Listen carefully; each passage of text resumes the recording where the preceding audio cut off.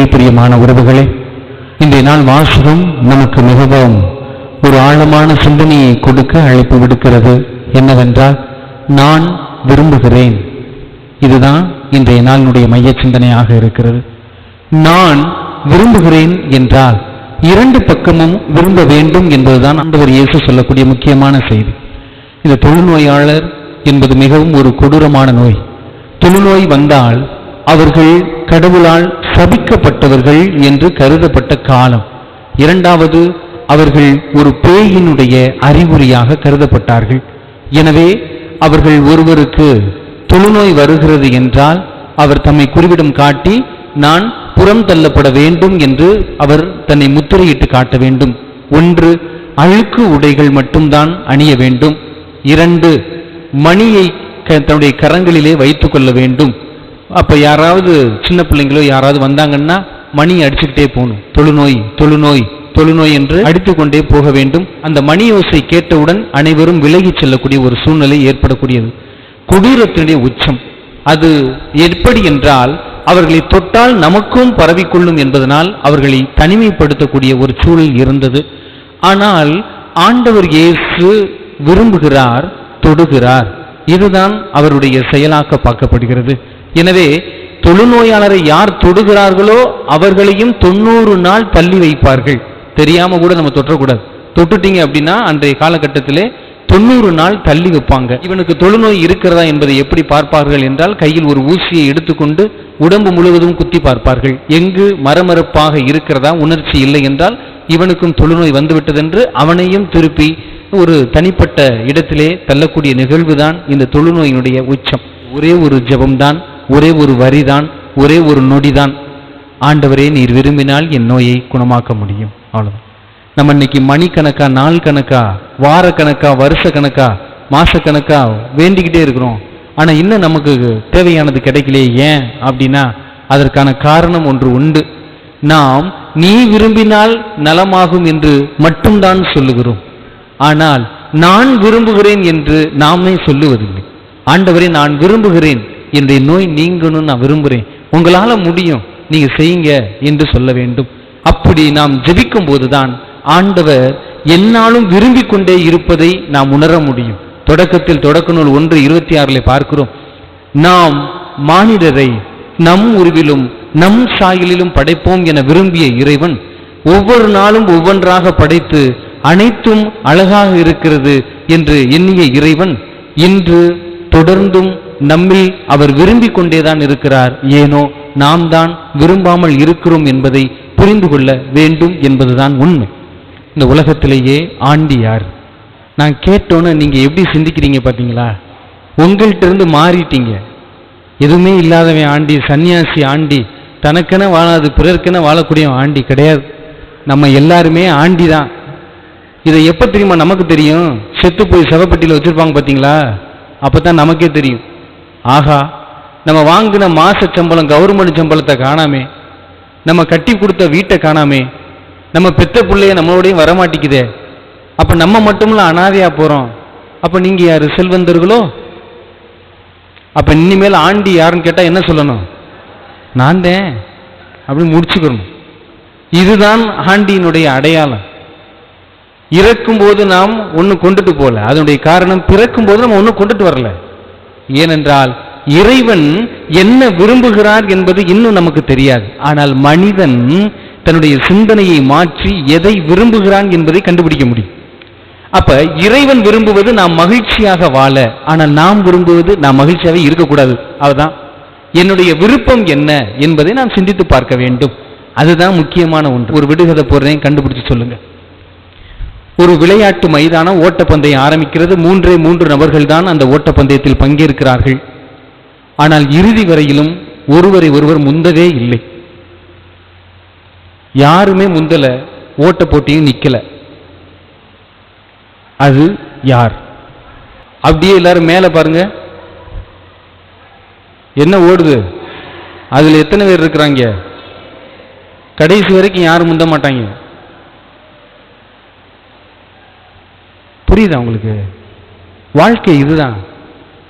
நம்ம ரொம்ப அதிசயம் அபூர்வமா சிந்திக்க பழகிட்டோம். ஆனா நம்ம சுற்றி என்ன இருக்குங்கிறது நமக்கு தெரியாது. இந்த ஓட்டப்பந்தயத்தில் யார் முதல்ல வர்றா யார் கடைசி வரா நமக்கு தெரியாது. இதே மாதிரிதான் வாழ்க்கையிலும் ஆண்டவர் விரும்புவது சமதளம்.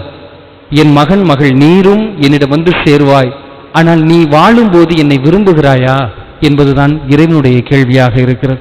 எனவே இறைவனை நாம் விரும்புகிறோம் என்றால் அதற்கு சமம் நான் தான் கொடுத்தாக வேண்டும். இறைவா, எல்லாவற்றிற்கும் மேலாக நான் உன்னை விரும்புகிறேன் என்று நாம் உறுதிப்பட சொல்ல முடியுமா?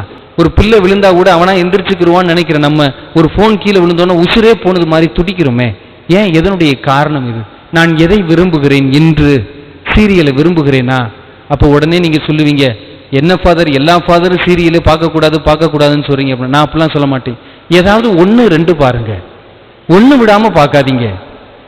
இதுதான் என்னுடைய ஒரு மனநிலை. நான் மனிதனாக பார்த்து சொல்லுகிறேன். ஏதாவது 1 2 பார்க்கலாம், ஆனால் அதில் மூழ்கி விடாதீர்கள் என்பது முக்கியம். அது பொழுதுபோக்கு என்பதை நீங்கள் கண்டறியுங்கள். மூழ்கிட்டீங்க அப்படின்னா உங்க குடும்பம் 2ஆ மாறுவதற்கு 4ஆ மாறுவதற்கும் சமமாகிவிடும் என்பதுதான் உண்மை. இன்று தொழுநோயாளர் விரும்புகிறார், ஆண்டவரே உம்முடைய கரம் என்னில் பட்டால் தூய்மையாவேன், நானும் இயல்பான மனிதனாவேன் என்று சொல்லுகிறார். இன்னைக்கு பிரச்சனை என்ன தெரியுமா? நம் சமூகத்திலும் தொழுநோய் உண்டு. ஆனா எந்தெந்த விதத்தில் அந்த தொழுநோய் என்று நாம் பார்ப்போம். ஜாதி வாரியாக எடுத்தோம் என்றால் அதுவும் ஒரு தொழுநோய் தான். எப்படி என்றால் உயர்ந்தவர் தாழ்ந்தவர் என்று அல்ல. வாழ்க்கை தரத்தில் எவன் உயர்ந்திருக்கிறானோ அவன் தான் உயர்ந்தவன்.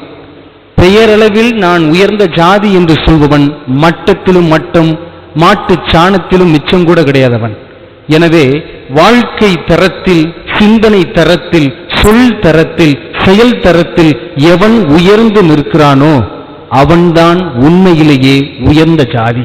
சும்மா பெயருக்கு அடியாட்களை கூட்டிக்கிட்டு சும்மா கட்ட பஞ்சாயம் வச்சுக்கிட்டு நாங்க அப்படி நாங்க இப்படி என்று சொல்லிக் கொள்வதெல்லாம் சாக்கடையில் உட்கார்ந்து சந்தனத்தை பூசிக்கொள்வதற்கு சமம் என்று சொல்லுவேன் நான்.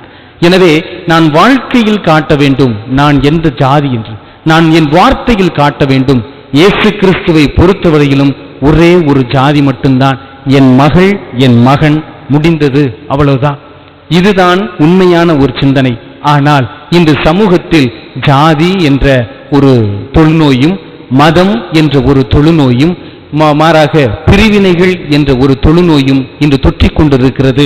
நாம் நம்மையே சொல்லலாம், நான் ஆண்டவரே இந்த தொழுநோயிலிருந்து விடுபட நான் விரும்புகிறேன், நீர் என்னை தொடும் என்று கேட்கும்போது ஆண்டவர் தொடுவார்.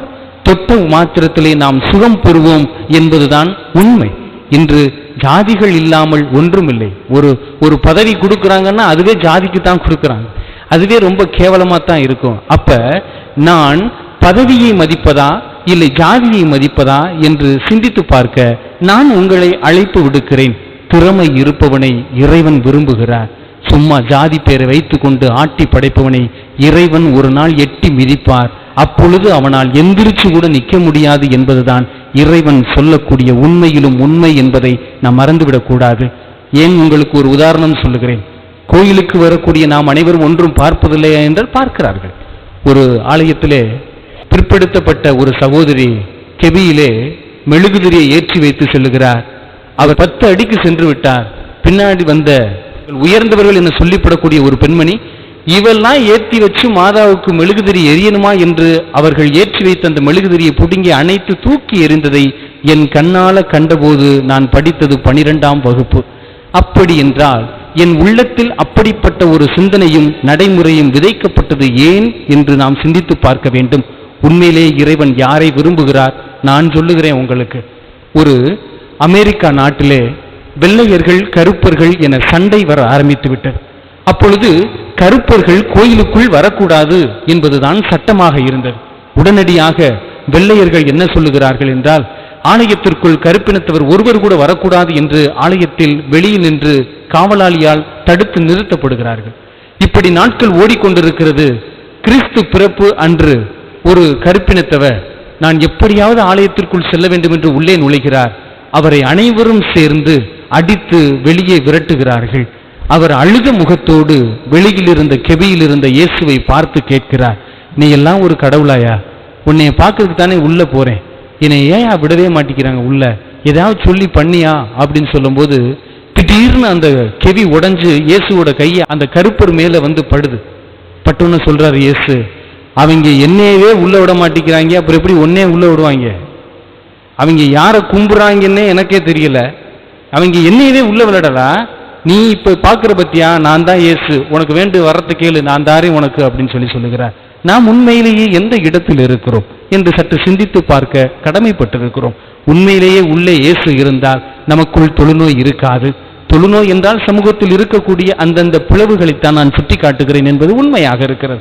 எனவே இயேசு நமக்குள் இருந்தார் என்றால் நாம் சுகம் பெறுவோம். இயேசு நம்மிடம் இல்லை என்றால் நாமும் சாக்கடையில் அமர்ந்து கொண்டு சந்தனத்தை பூசிக்கொண்டு வாங்க வாங்க என்று சந்தையில் கூவுவது போல நாமும் கூவிக்கொண்டேதான் இருப்போம் என்பதுதான் உண்மையாக இருக்கிறது என்பதை சிந்தித்து பார்ப்போம்.